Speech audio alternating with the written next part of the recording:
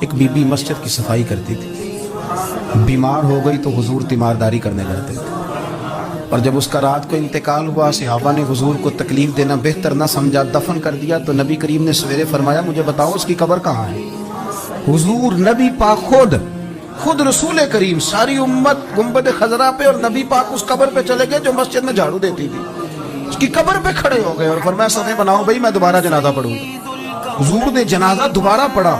وارث نے جنازہ نہ پڑھا ہو تو دوبارہ پڑھانا جائز ہے، حضور تو وارث ہے نا ساری امت کے، دوبارہ جنازہ پڑھا۔ کہنے لگے وہ میں نے آپ کی زبان سے کہیں وہ روایت سن لی تھی، تو 3 بجے ہوئے تھے رات کے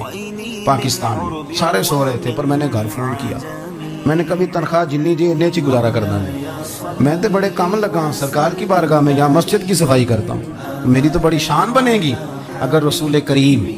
اس بی بی کی قبر پہ تشریف لا کے مہربانی کرتے ہیں، تو مجھے امید ہے میرے اوپر بھی رحم فرمائے۔